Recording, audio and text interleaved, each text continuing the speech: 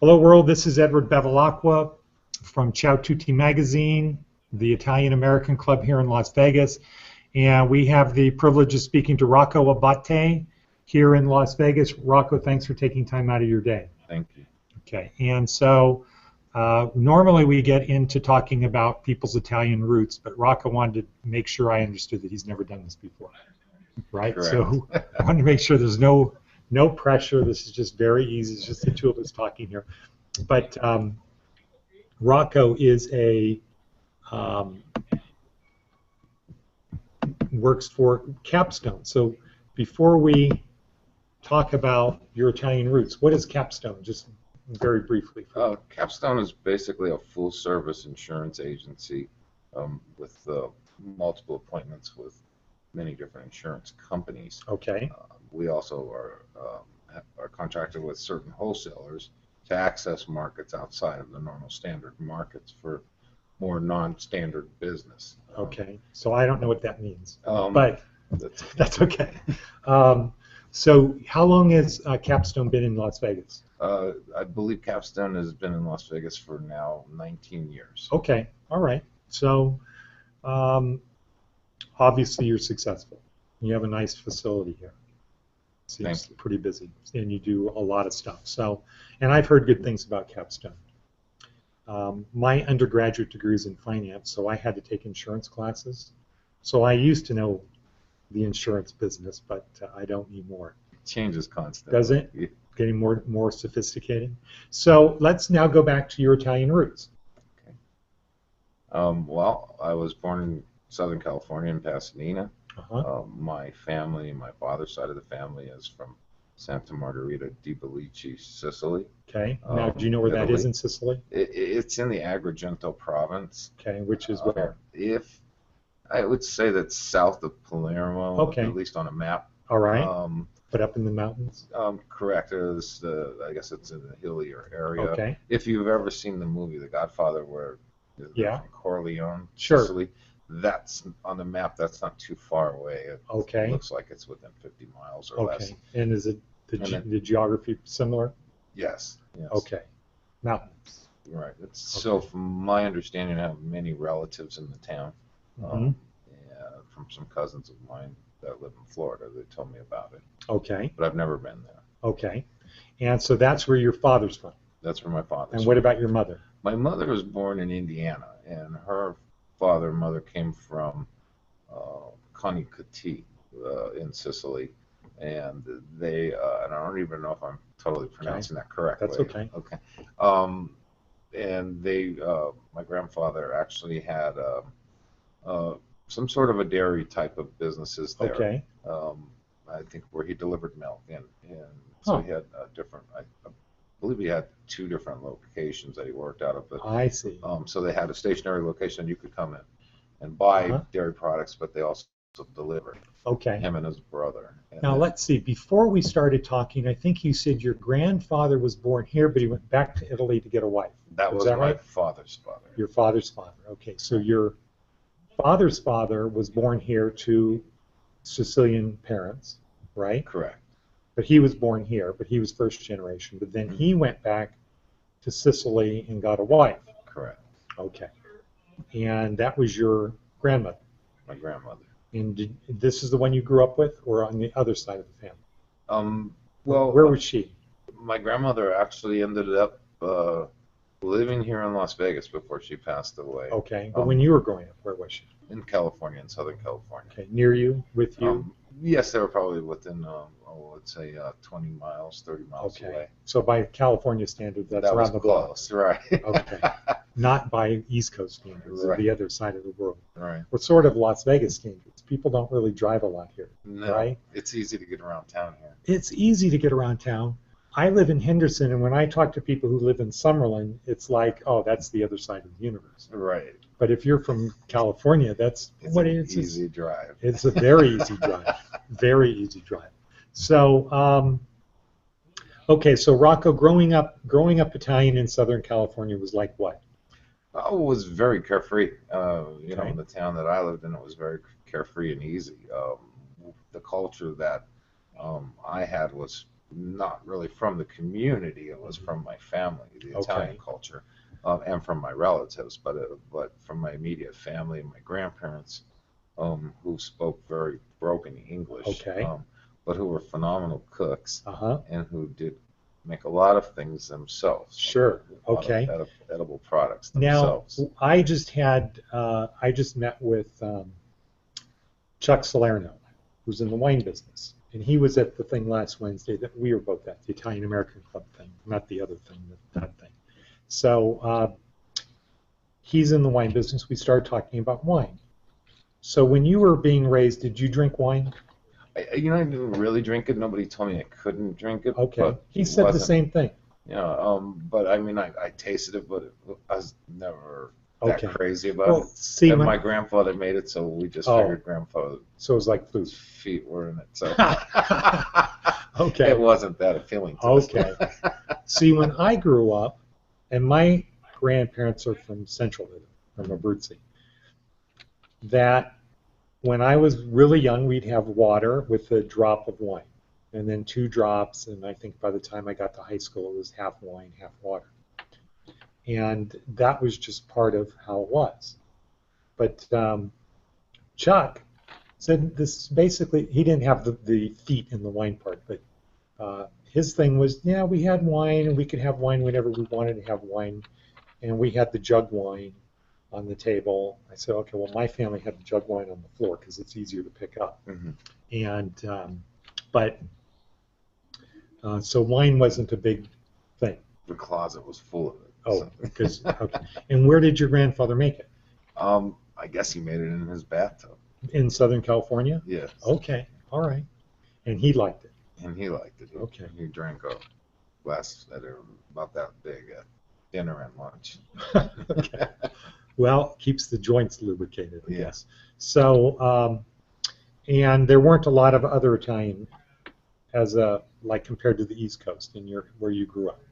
There were Italian families, and I'm sure they had their own culture, but there wasn't a community Italian culture. Like we think of It on the was East a Coast. blended culture, we really, growing up, when I grew up in Southern California, in the area that I grew up, there really wasn't cultural differences. We had friends of many cultures. Sure. Yeah, different. And we really didn't concentrate on it or even think California about it. was a melting pot within a melting pot. Correct. Right? People came from all over. So, what lessons did you learn growing up in an Italian family? Well, to mean what you say and say what you mean. Okay. Honesty was important. Don't promise something you're not planning on fulfilling. Okay. How about hard work? Hard work is how you're going to get it. Being smarter than okay. Was education important in your family? Education was important. Okay. At one point, I wasn't doing that well in school, and it wasn't that I couldn't, but that I really wasn't interested. Uh-huh. I was probably 15 years old. My father was an intelligent man and had a different way of approaching things, and okay. So he thought, well, rather than scold him or get on his case, let me get him interested. So he took me for flying lessons and started taking flying lessons. And of course, as a kid, I got hooked on that right away. Sure. And what he airport? Said it was called Brackett Airfield in Pomona. Pomona. Okay. Next to where the LA County Fairgrounds are. Okay. And he told me, if you really like to do that, would you think you'd like to do that someday when you get older for a living? And of course, yes was the answer. Then you'll need to get an education, and you'll have to do good. And it's not that you can't; it's just you have. Right. But you haven't been applying yourself. Liked it. Correct. And immediately, my grades went to A's. Okay. And all of a sudden, I was on the honor roll, and the flying lessons dissipated. Sure. Because they do cost money. Yeah. But he had accomplished what he was trying to get accomplished. Okay. And where did you go to high school? Walnut High School. Okay. In Pomona? It's next to Pomona. It's a town next to Pomona, but it's called Walnut, California. Oh, okay. Walnut.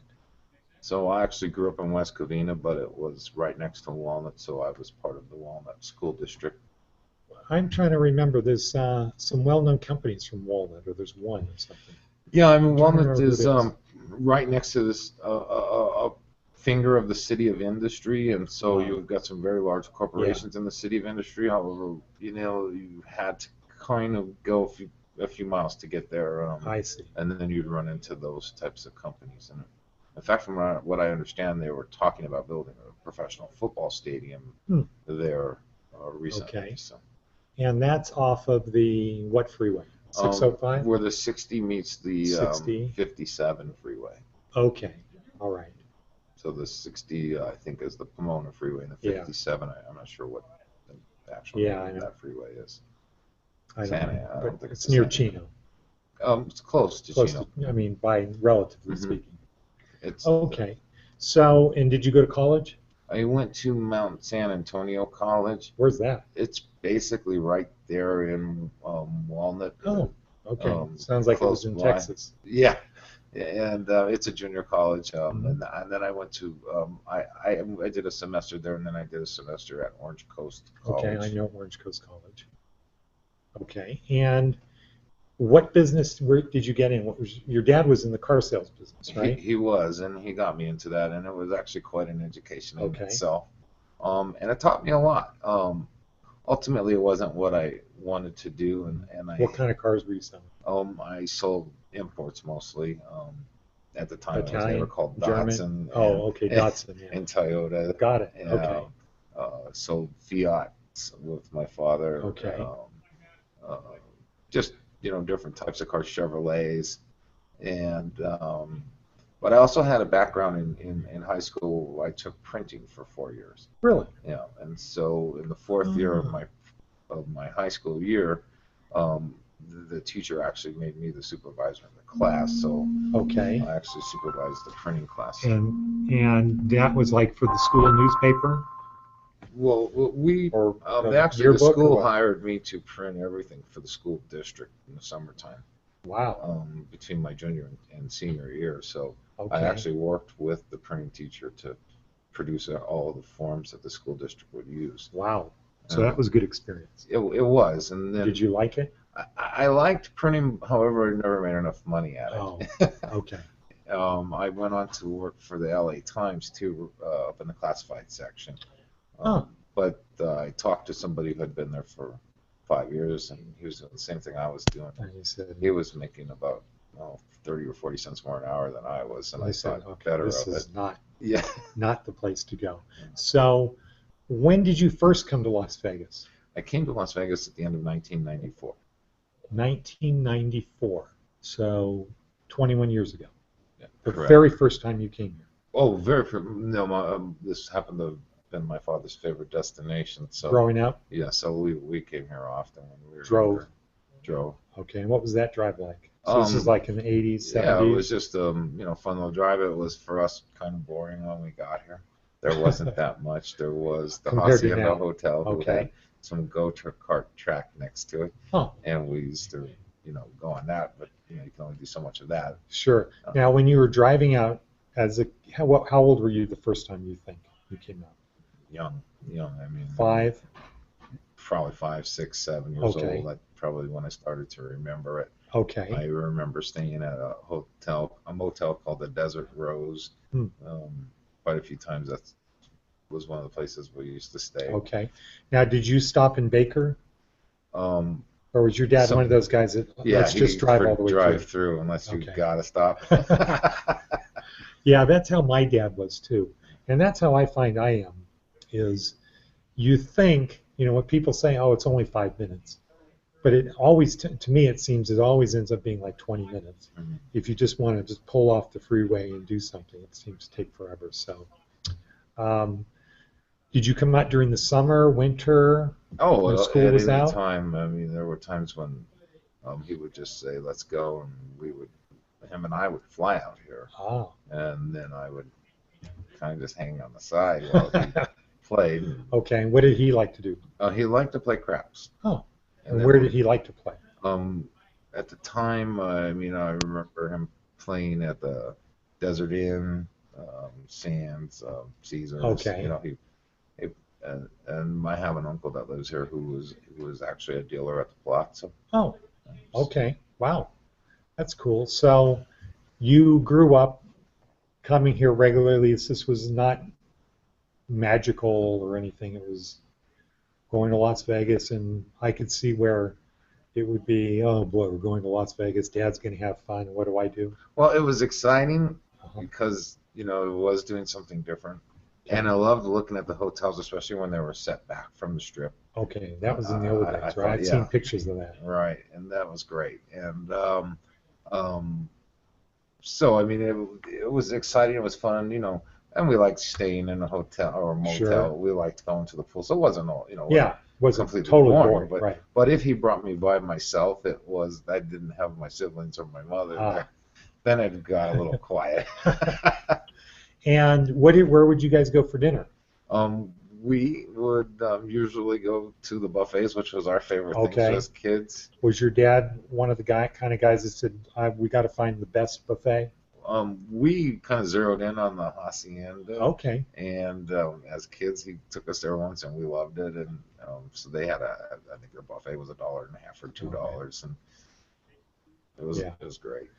I remember when my dad first moved here, it seemed like his mission was to find the best value buffet in Las Vegas.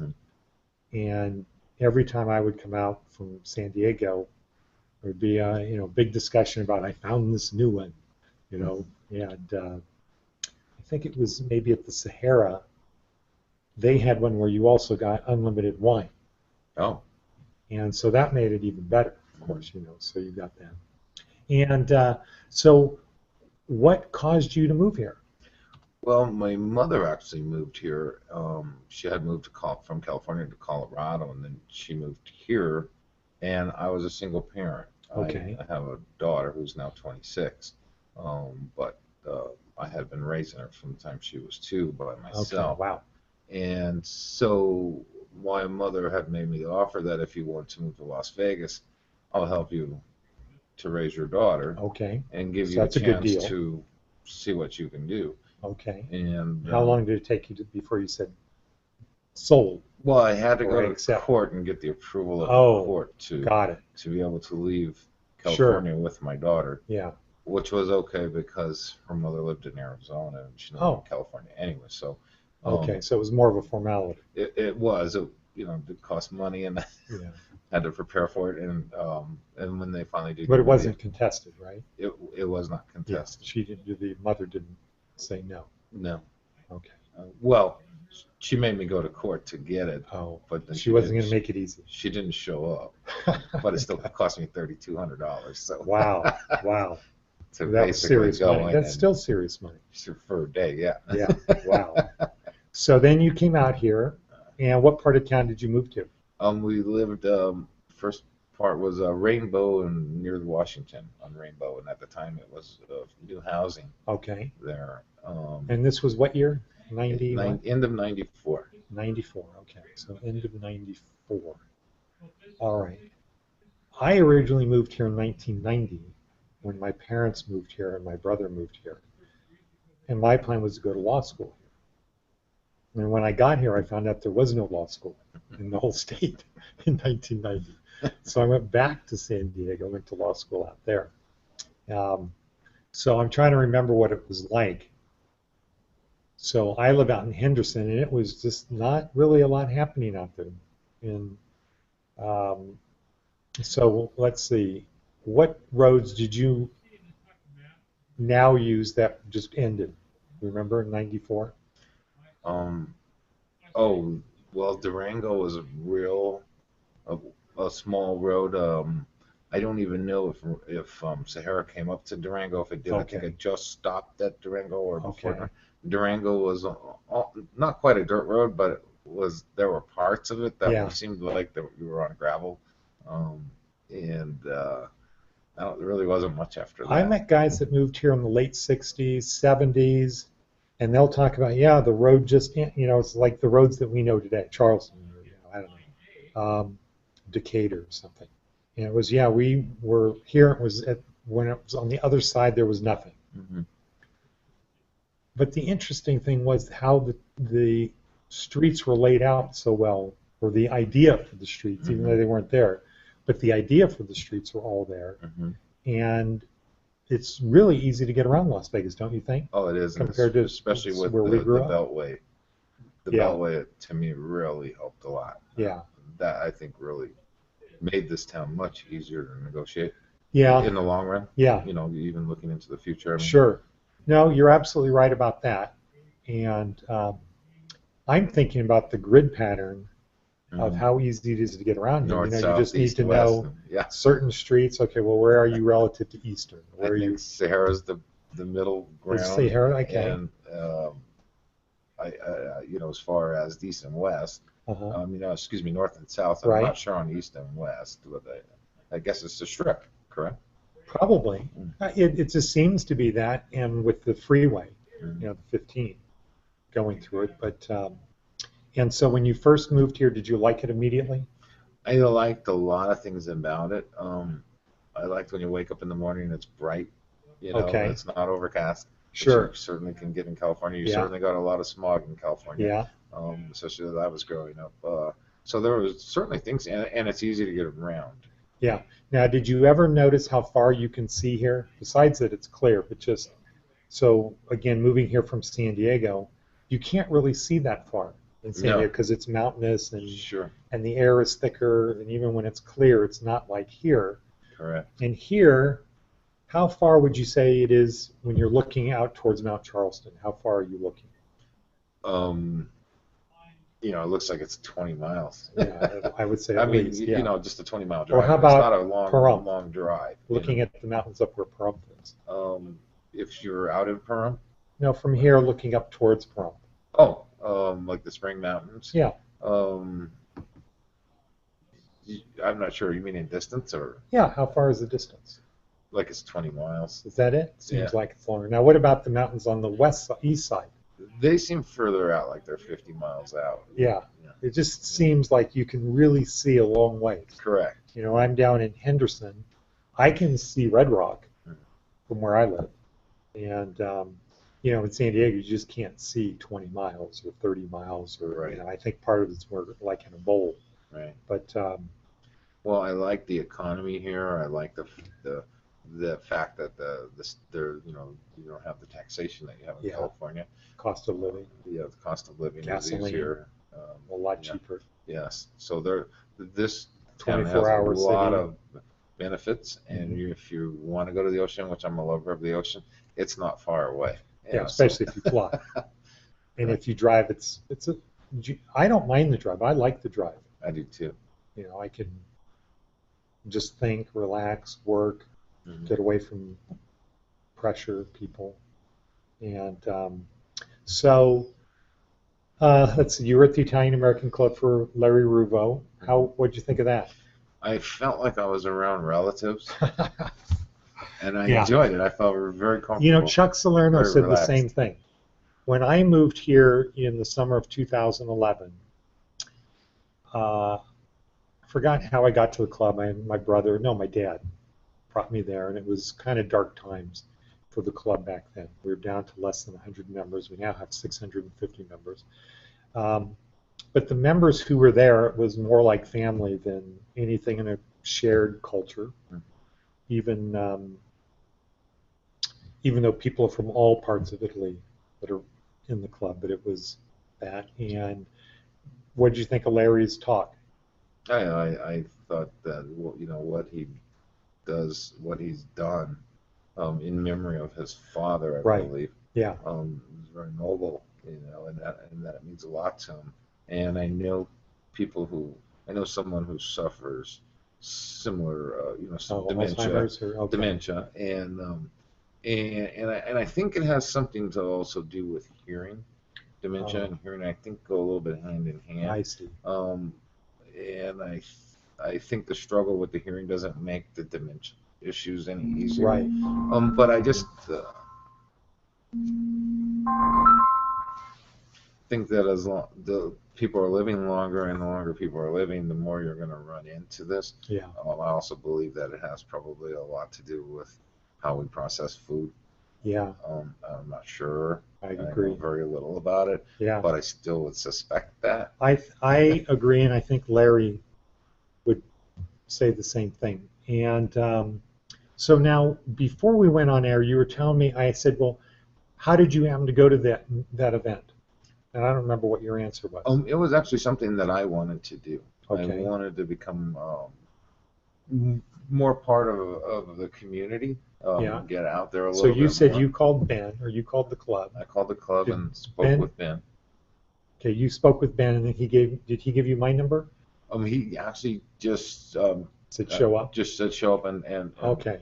and put his name down. So Okay, good, that's what I did. good. So somebody else, I don't remember who it was, somebody else had the same thing, but Ben said, call me. And I said, okay, well, we're going to add you to the list. And it was good. So who did you sit with? Do you remember? There was a gentleman named Ed. I don't want to mispronounce his name, but I think it was Robusto. Oh, Ed Robusto. Robusto. Okay. Robusto. I interviewed him last week. Okay. He's a very sharp guy. And there was another one, Fred, and I think his last name was something like Hillman, or I know that's not correct, and I have his card, but okay, all right. And you had a good time. Yeah, Philman, or anyways. Yeah, and I did. I had a very good time. I had a very good time. And you're going to come back next month. Yes. The first Wednesday. And you're bringing your daughter? I would like to bring my daughter. Good. She would like to go Great. too. Okay. Well, I only have one other question. Sauce or gravy? Oh, sauce. Okay. So as a true Southern Californian, as a true Californian. I have a friend who's from Chicago, and he would call it gravy, and I kept finally one day I said, "What are you talking about?" Yeah. It's sauce is gravy. Yeah. And so I guess it's just where what part of the country you're from. I interviewed somebody, actually Mark Randazza. His family's from Sicily. They were fishermen, and he grew up in Gloucester, Massachusetts. I think that's how it's pronounced, fishing town. And it's all Sicilians, and it's everybody knows everybody, or everybody's related, or you're one or two steps removed. And he grew up there, and I said sauce or gravy, and he said zugu, which I guess is the. That's actually how my mother used to say it. Did she? Yeah. Okay. Oh, she called it sugu. Okay, so I was with Carmine to from Carmine's Pizza, and I said zugu, and he said, no, you mean sugu, Sugu. with an S. Yeah. And so Mark Randazza clarified that from where they're from in Sicily, that part of Sicily, it's Z-U, it would be spelled phonetically, I guess, Z-U-G-U, but normally it's S-O-G-U, or I don't know. But, well, ricotta cheese, that was good. Oh, yeah. That's what my grandmother said, too. Yeah, you're right. So You're it could be zugu, but I always heard it as sugu. Okay. You know? Now, did your grandmother say anything about eggplants? Well, my grandparents and my parents loved it. Okay, but my they mother used to make have squid anything else regarding eggplant. And my